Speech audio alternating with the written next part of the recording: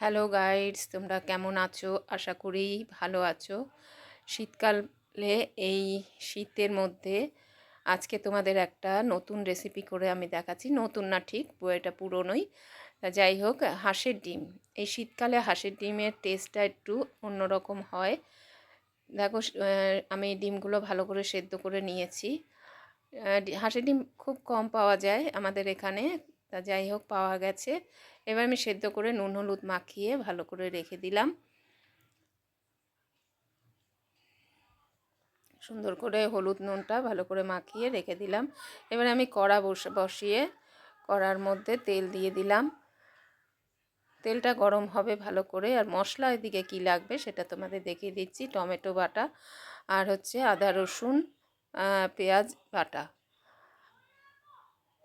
আমি পেঁয়াজ কুচোনোটা দিচ্ছি না। আর একটু হিং দিলাম। হিংটা এই শীতকালে খাওয়াটা খুব ভালো। আর দারচিনি ফোড়ন দিলাম। হিং খেলে গরম হয় শরীর। আর এমনিতেই হাঁসের ডিম একটু ঠান্ডা, ওই জন্য আমি একটু হিং দিই। এটা একটা টিপস। এবার আমি ডিমগুলো দিয়ে দিলাম। ডিমগুলো ভালো করে ভাজা হবে। একটু ভালো করে না ভাজলে ভালো লাগে না। মানে বেশি লাল হবে না, কিন্তু লাল মোটামুটি হবে। বেশি লাল করলে, বেশি ভাজা হলে ছিবড়ে ছিবড়ে লাগে। আমার বাড়িতে আবার বেশি ছিবড়ে ছিবড়েটা খেতে চায় না। আমার ছেলে তো ভীষণ ভালোবাসে এই হাঁসের ডিম। আমার যা, আমার দেওর সবাই ভালোবাসেন। হাঁসের ডিম হলে পরে, হাঁসের ডিম সচরাচর তো খাওয়া যায় না, রোজই আমরা পোলট্রির ডিম খাই। মাঝে মধ্যে খেলে কোনো অসুবিধা নেই, তবে যাদের বাতের রোগ আছে তাদের খাওয়াটা একটু এড়িয়ে চলাই ভালো হাঁসের ডিমকে।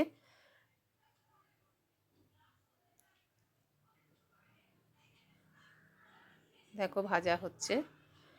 তোমরা কে কোথা থেকে দেখছো আমাকে একটু জানিও। দেখো ভাজা হচ্ছে, মোটামুটি এরকম ভাজা। খুব বেশি লালও না, বেশি হালকাও না। এবারে এর মধ্যে আমি আদা রসুন পেঁয়াজ বাটাটা দিয়ে দিলাম।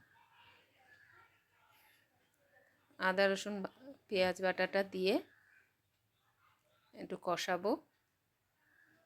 তারপর একটু নুন হলুদ দিয়ে দেবো, আর টমেটো বাটাটা দিয়ে দিলাম। আমি এখানে একটা টমেটো দিয়েছি, মিডিয়াম সাইজের একটা টমেটো দিলাম। শীতকালে এই হাঁসের ডিম খেতে খুব মজা লাগে।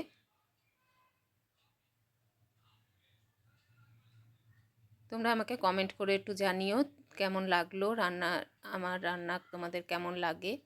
আর কুক অ্যান্ড ব্লগের পাশে একটু থেকো। কমেন্ট করে জানালে কি হয়, উৎসাহটা বাড়ে। রান্না আরও নতুন নতুন রেসিপি আমি তোমাদের দেখাতে পারবো। আর যারা নতুন আছো তারা সাবস্ক্রাইব করে বেল আইকনটা একটু অন করে রেখো, কেননা আমি যখনই যা ভিডিও দেব তোমাদের কাছে নোটিফিকেশান চলে যাবে। দেখো কষানো হচ্ছে। আর ওদিকে আমি গরম জল করে রেখেছি। আমি সবসময় রান্নাতে আমি গরম জল দিই। হাঁস আগে ঘরে ঘরে দেখা যেত, কিন্তু এখন আমাদের এই দিকটা কলকাতা শহরে দেখা খুব কম যায়। লঙ্কা বাটা দিয়ে দিলাম এবারে। একটু ঝাল হলে পরে, এই শীতকালে না একটু ঝাল খেলে খুব গরম হয় শরীরটা, একটু হু হা করে খাবে, ভালো লাগে।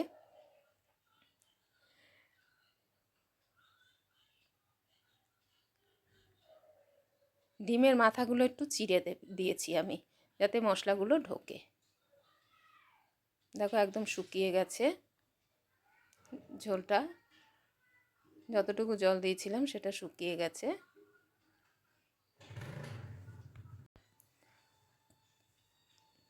একদম শুকিয়ে তেল বার হয়ে গেছে। যতক্ষণ না তেল বার হবে ততক্ষণ ভাববে যে কষানো হয়নি, কমপ্লিট হয়নি। আর কাঁচা মশলার একটা গন্ধ বেরোয়।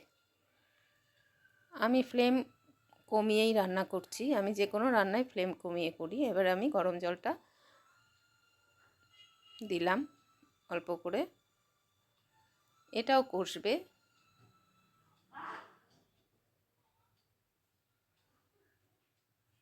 যত কষাবে রান্না তত টেস্ট হয়।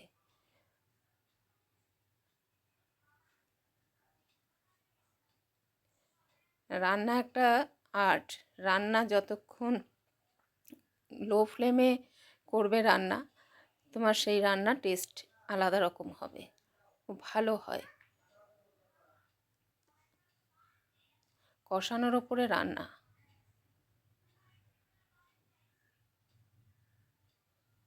দেখো একদম শুকিয়ে কালো টাইপের একটু হয়ে গেছে।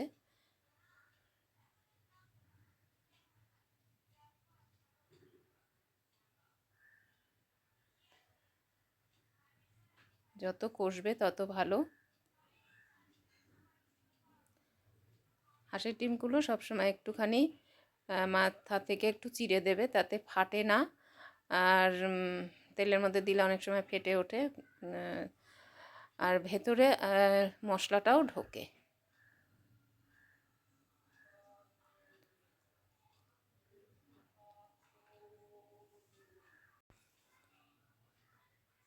দেখো কত সুন্দর।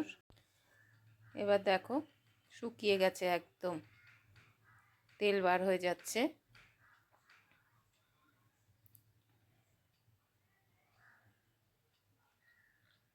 আগেকার মানুষরা সব খেয়ে হজম করতে পারতো, এখন যা দিন পড়েছে সবাই সব কিছু আমরা হজম করতে পারি না। তাই ঘরোয়া রান্না এই যেগুলো, সেগুলো খেলে কোনো ক্ষতি হয় না। দেখো গরম জল দিয়ে দিলাম। এবার এটা ফুটবে, ফুটে ঝোলটা যত ফুটবে তত ঝোলের টেস্টটা বাড়বে। কিন্তু আমি ঝোল রাখবো না, এটা ভালো করে ফুটবে। 10 মিনিট পরে আমি এখন ঢাকা দিয়ে দেবো, 10 মিনিট পরে আবার দেখব। এদিকে আমার ভাত হচ্ছে আর সব রান্না হয়ে গেছে।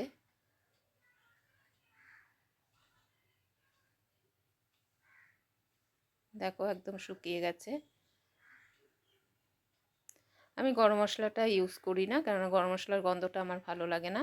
আমি ফোড়নই যা দিই।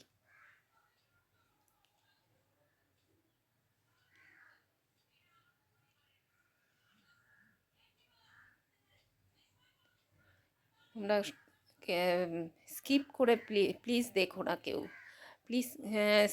স্কিপ করে দেখলে কি হবে, তাতে তোমরা বুঝতে পারবে না কখন কোনটা কি মশলা কখন দিলাম।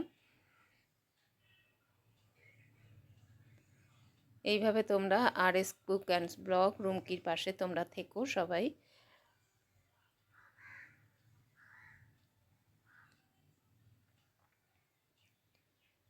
রান্নাটা অলমোস্ট শেষের পথে হয়ে এসছে। এই পর্যায়ে আরেকটু ফুটবে, ঝোলটা আরেকটু টানবে।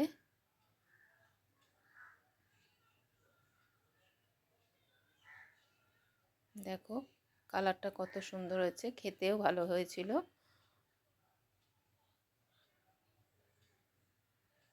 একটা ডিমের কুসুম বার হয়ে গেছে, সেটা ছাড়ানোর দোষেই হয়েছিল।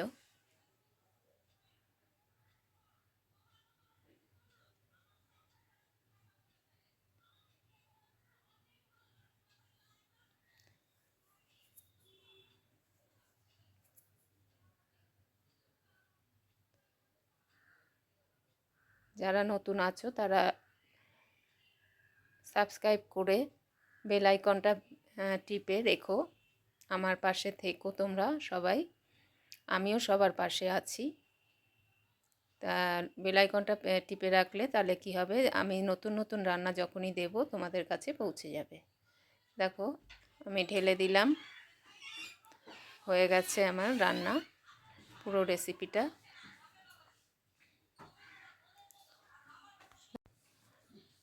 রান্না প্রায় কমপ্লিট। এইভাবে তোমরা আমার পাশে থেকো। মাকে বললাম একটু ঢেলে দাও, আমি ভিডিওটা করি। রান্নাটা আমিই করেছি, মা একটু ঢেলে দিয়েছে, কারণ এক হাতে ক্যামেরা এক হাতে করা নিয়ে ঢালা যায় না। দেখো কমপ্লিট হয়ে গেল আমার ডিম কষা, হাঁসের ডিম কষা।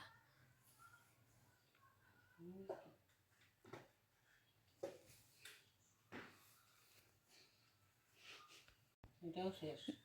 দেখো আমার রান্না এটুকুই শেষ।